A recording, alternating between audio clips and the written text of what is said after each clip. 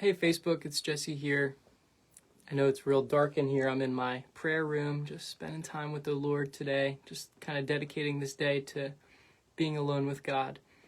And it's a great time. Just really experiencing the Lord's goodness and grace. And here's my little candle.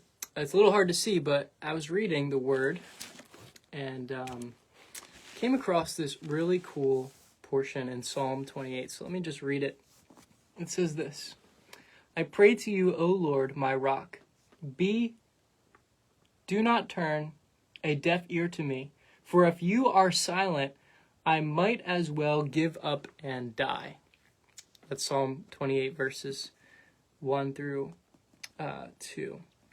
And David says, Lord, don't be deaf to me. Don't, ignore me. Listen to me, because if you don't respond, if you don't hear me, if you don't respond to me, I might as well give up and die. Think about that for a second. David said, Lord, if you don't answer me, if I'm not connected to you, if I'm not hearing from you, if I'm not in close intimacy with you, I might as well just give up and die. David is basically showing us that his desire was so strong to be with God that to not hear from God, to not be in God's presence, he said, there's no purpose to life anymore. I might as well die. He had such a desire to be with God that to not hear from God, he likened it unto death. You see, that's true because to be apart from God is death.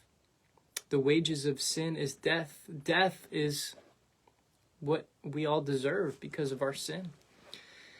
And hell is the absence of God. So to be with God is to have abundant life, but to be apart from God is to be in death. David said, if I'm not with you, God, I might as well just give up and die.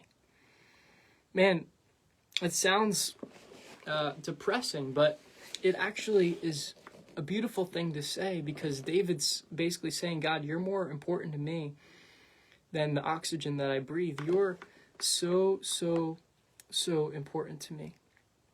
And without you, I'm nothing. Without you, I have no purpose to my life. And I want to get to that place where I can say, Lord, if I don't have you, I don't want to be here, because you're everything to me. You're more important than my life. Hearing from you, I want to have that desperation for him. Psalm 42, Psalm 63 are both passages that talk about the desperation for God.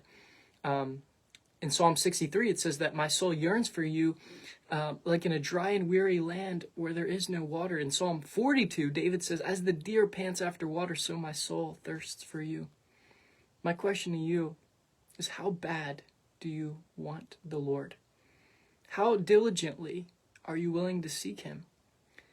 If I told you that in your backyard right now was $1 million, somewhere in your backyard buried, you would instantly respond. You would jump up. You would call your friends. You would buy a machine. You would search everywhere you could to get that $1 million in the backyard.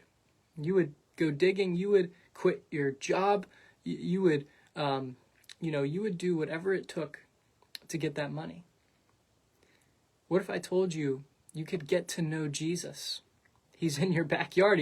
He's right near you, and you could get to know the creator of the universe. How diligently would you go after him? Or if you wouldn't really seek him, does that show that something's off in our mindset? That we're craving $1 million more than God? The Bible says in the book of Psalms, it says that his word is more desirable than gold, even much fine gold. It's sweeter than honey, even drippings from the honeycomb.